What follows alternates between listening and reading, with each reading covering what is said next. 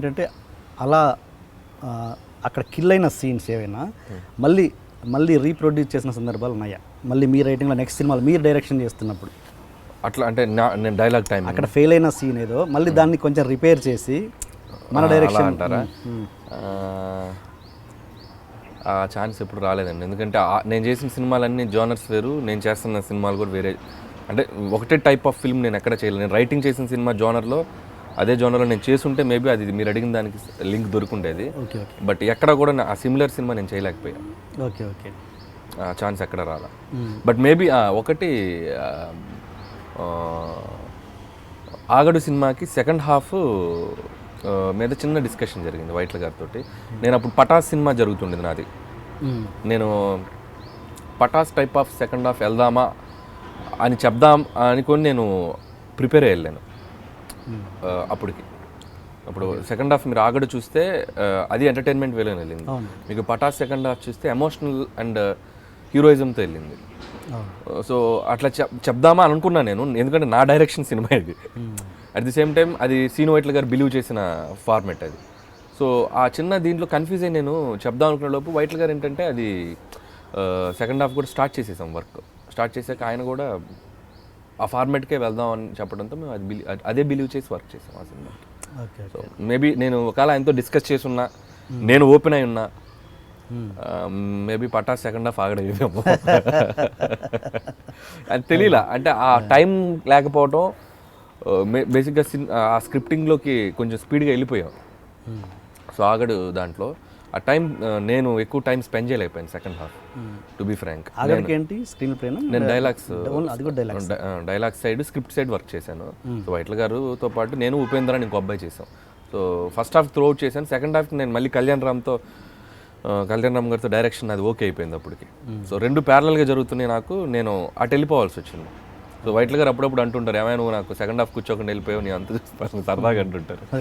So నేను పూర్తి time spend చేయలేకపోయాను.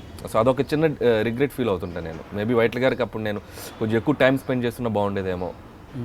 యాజ్ ఎ రైటర్గా నేను ఆ సినిమాకి ఫుల్ ఫ్లెడ్జ్డ్గా సెకండ్ హాఫ్కి ఎక్కువ టైం స్పెండ్ చేయలేకపోయాను. అది నేను అనేది అదే ఏంటి మామూలుగా ఒక రైటర్గా మీరు ఫుల్ ఎఫర్ట్ పెడతారు ఏదైనా సినిమాకి, మీరు డైరెక్షన్ చేయని దానికి చేస్తున్నప్పుడు మీకు దాని ఒక నమ్మకం ఉంటుంది, ఈ సినిమా బాగుంటుంది ఏదో ఒక ఒపీనియన్ ఉంటుంది కదా. అది ఎందుకు అంటే అది మీరు రాసిందే, ఇప్పుడు మీరు డైరెక్షన్ చేస్తుంది కూడా మీరు రాసిందే. ఎక్కడ తేడా కొట్టి అవి ఫెయిల్ అయినాయి అనుకుంటారు కొన్ని సినిమాలు మీరు చేసినవి రైటర్గా అంటే రైటర్గా ఉన్నప్పుడు మీకు ఒక కాన్ఫిడెన్స్ ఉంటుంది కదా, మీ రచననే కాబట్టి అది మీకు ఒక కాన్ఫిడెన్స్ ఉంటుంది.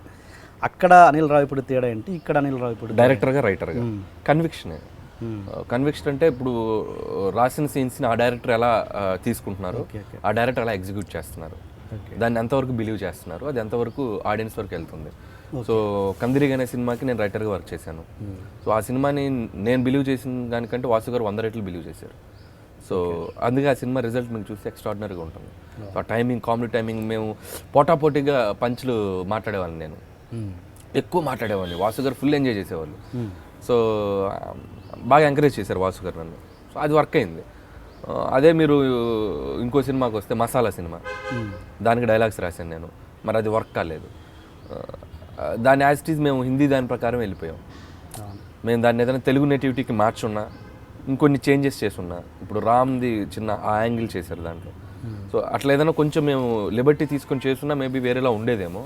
సో అది రీమేక్ కాబట్టి బోల్ బచ్చన్ యాజ్ ఇట్ ఈజ్ వెళ్ళాం. సో డైలాగ్ టు డైలాగ్ కొన్ని నేను ఇంగ్లీష్ డైలాగ్స్ మాత్రమే ఎక్స్పెరిమెంట్ చేయగలిగాను. నేను వెంకటేష్ గారు మాట్లాడే ఇంగ్లీష్ డైలాగ్స్ మాత్రమే మార్చగలిగాను. మిగతా కొంచెం 80% ఆ కంటెంట్నే ఫాలో అయ్యాను. సో అక్కడ అది చేస్తున్నప్పుడు అండర్ ప్రొడక్షన్లో ఉన్నప్పుడు ఎలా అనిపించేది, ఆ సినిమా మీద కాన్ఫిడెన్స్ నడుస్తుందనే ఉందా? అంటే వెంకటేష్ గారిది ఎంటర్టైన్మెంట్ టైమింగ్, రామ్ది బాగుంటుంది. ఇప్పుడు ఎలా ఉంటుందంటే ఒక స్టేజ్కి వచ్చేసరికి చేసేటప్పుడు నమ్మి చేస్తాం, ఇది ఆడితే బాగుండనే పని చేస్తాం. ఇది ఆడదు అనేది మన జడ్జిమెంట్ అనేది బిగినింగ్లో తెలుస్తుంది, ఆ కథ విన్నప్పుడు, ఆ సినిమా చూసినప్పుడు. లేదంటే ఎండ్ ఆడియన్స్ వచ్చాక తెలుసు, సినిమా మొత్తం చూశాక తెలుస్తుంది. వర్క్ చేసే ప్రాసెస్లో మనకు తెలియదు. కొన్ని సినిమాలు తెలిసిపోతాయి కదా, ఇప్పుడు నడుస్తున్నప్పుడు ఇది పొద్దురా ఏదో చేస్తాం, మనం బిలీవ్ చేసేస్తాం మనకు తెలియకుండానే. మనం వర్క్ చేయడం స్టార్ట్ చేశాక ఓన్ చేసుకుంటున్నాం, ఇది బతుకుద్దులే, ఇది ఏదైనా వర్క్ అవుద్దులే అని తెలియకుండా మనకు మనమే మోసం చేసుకుంటాం మనం. లేకపోతే అందరూ 100% సక్సెస్ రేట్ ఉంటుందిగా. ఎందుకు 100లో 20 హిట్లు 15 హిట్లు ఉంటున్నాయి. సో డెఫినెట్గా మనం ఇది బాగుంటుందని తెలిసాక ఎక్కడో చోట దాన్ని ఓన్ చేసుకొని ఇది బాగుంటుందని నమ్మి అరే భలే ఉంటుందని నమ్మి మనమే ఇది వెళ్ళిపోతాం. మళ్ళీ ఫైనల్గా అరే మనం ఫస్ట్ అనుకున్నాం అదే కరెక్ట్ అనిపిస్తుంది. సో ఆ ప్రాసెస్లో తెలియకుండా బిలీవ్ చేసేస్తాం మనం. అదే అదే యాక్చువల్గా నాకు మసాలా సినిమా సురేష్ బాబు గారు ఫోన్ చేసి నన్ను డైరెక్ట్ చేయమన్నారు. ఆ సినిమా రీమేక్ ఇద్దరు వెంకటేష్ మసాలా ఎవరైనా డైరెక్టర్ మసాలా విజయభాస్కర్ గారు చేశారు. విజయభాస్కర్ సో ఆ సినిమా చేయమనగానే ఫస్ట్ టైం అయ్యాను నేను. సో వెంకటేష్ గారు రామ్ అప్పుడు మల్టీ స్టార్, ఆ రోజుల్లో మల్టీ స్టార్ బాగుంటుందేమో అని చెప్పి బోల్ బచ్చన్ చూశాను నేను. బోల్ బచ్చన్ చూశాక నాకు అనిపించింది ఏంటంటే నా ఫస్ట్ ఫిల్మ్ డెబ్యూ, నేను అలాంటి కంటెంట్ వెళ్ళకూడదని నేను ఫిక్స్ అయ్యాను. అంటే కామెడీ ఇది చెయ్యాలి, బట్ నాకేంటంటే ఒక యాక్షన్ టింజ్తో వెళ్దాం అనేది నా కోరిక. ఈ విషయం విజయభాస్కర్ గారు తెలుసా మిమ్మల్ని అప్రోచ్ అయ్యారని? అంటే తెలిసి ఉండకపోవచ్చు మేబీ. నాకు సురేష్ బాబు గారు పర్సనల్గా కాల్ చేసి మాట్లాడారు. రవికిషోర్ గారికి తెలుసు అనుకుంటా. సో మ్యాక్స్ అప్పుడు ఆ తర్వాత ఇక భాస్కర్ గారిని అప్రోచ్ అయ్యాక నేను రవికిషోర్ గారు నాకు బాగా యాక్సెస్.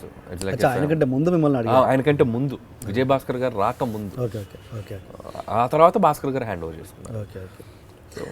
అండ్ వాళ్ళతో ఇప్పుడు మీరు వర్క్ చేసిన రైటర్గా వర్క్ చేసిన డైరెక్టర్స్తో ఇప్పుడు వాళ్ళ రియాక్షన్ ఎలా ఉంటుంది? లైక్ శ్రీను వైట్ల గారు కావచ్చు, ఇంకెవరైనా కావచ్చు, ఎలా ఉంటుంది? ఇప్పుడు ఏంటి అన్నాడు సడన్గా స్టార్ అయిపోయాడు, ఎలా ఉంటుంది reaction? They are very happy అండి. నేను ఒక 1.5 year బ్యాక్ శ్రీను వైట్ల గారిని కలిసాను. అంటే before after Raja the great కలిశాను, ఓ పార్టీలో కలిశాను. డి ఫెల్ట్ వెరీ హ్యాపీ. నా చేయి పట్టుకొని చాలా క్లోజ్గా హ్యాపీగా మాట్లాడారు. ఎక్కడా కూడా ఇది లేదు, ఎందుకంటే వాళ్ళందరికీ నేనేంటో తెలుసు. సో నా పని అంటే నేను చూసుకొని వెళ్తా. సో వైట్ల గారి దగ్గరికి నుంచి మాట్లాడాక వెళ్ళి వైట్ల గారి గురించి బ్యాడ్గా మాట్లాడటం, లేకపోతే ఈ డైరెక్టర్ దగ్గరికి వెళ్ళి ఆ డైరెక్టర్ బ్యాడ్గా మాట్లాడటం, అసలు ఇది తెలియదు నాకు. సో స్ట్రైట్ ఆన్ వెళ్ళామా, మన పని చూసుకున్నామా, ఇంటికి వెళ్ళిపోయామా. సో ఈ 10 ఏళ్ళుగా నాకు తెలిసిన పని అదే. నాకు వెళ్ళిపోయి ఈవినింగ్స్ ఎవరితో కూర్చొని టైం స్పెండ్ చేయను, నాకు తెలియదు, వేరే వరల్డ్ తెలియదు. సో అందుకని నాకు వాళ్ళకి ఇప్పుడు సపోజ్ అనిల్ మీ గురించి ఇలా అన్నారంట సీన్ గారు అని ఆయనకు తెలిసింది అనుకోండి, వీడికి బాగా ఎక్కువైంది, వీడు 3 హిట్లు కొట్టాడు కదా అని తెలియకుండా ఒక చిన్న నెగిటివ్ యాంగిల్ ఆయనకు జనరేట్ అవుద్ది. నేను ఎక్కడికి వెళ్ళినా సీన్ గారి గురించి పాజిటివ్గానే మాట్లాడతాను. ఇన్ఫ్యాక్ట్ నేను చాలా ఇంట్రెస్ట్తో చెప్పాను, ఆయనతో పనిచేశాక ఎంటర్టైన్మెంట్ టైమింగ్ నేను ఇంకొంచెం డెవలప్ చేసుకున్నాను. ఆగడుకు పనిచేసేటప్పుడు ఆయన ఒక టిపికల్ టైమింగ్ ఉంటుంది. సో నేను పనిచేసిన అందరి దగ్గర ఎంతో కొంత నేను ఒక 1%, 5%, 10% నేర్చుకున్నాను. సో ఇవన్నీ నేను బిఫోర్ డైరెక్టర్గా అవ్వకముందు పనిచేసిన డైరెక్టర్స్ వీళ్ళందరూ. సో ఎప్పుడు ఆ పాజిటివ్ రిలేషన్ ఉంటుంది నాకు ప్రతి డైరెక్టర్తో కూడా. ఈవెన్ వాసు గారు, కందిరేగ వాసు గారు, సినిమా రిలీజ్ అయిన మార్నింగ్ షో ఫస్ట్ మెసేజ్ ఆయనతో వస్తుంది నాకు. నంబర్ ఫస్ట్ మెసేజ్, అనిల్ పెద్ద హిట్ కొట్టావు, ఇదే ప్రతి సినిమాకి ఇదే మెసేజ్ వస్తుంది. I'm so happy. శివగారు అలాగే తమిళ్లో ఇప్పుడు స్టార్ డైరెక్టర్, ఆయన అజిత్తో చేస్తున్నారు. విశ్వాసం. ఆయన పొంగల్కి మొన్న ఆయన సినిమా రిలీజ్ అయ్యి పెద్ద హిట్ అయింది, నా సినిమా ఎక్కడ మంది బాగా ఆడుతుంది. ఆయన కాల్ చేశారు, ఆయన వెరీ హ్యాపీ. సో నేను పనిచేసి నాకు యాక్సెస్ ఉన్న main director Gopi Malineni. So is like my brother.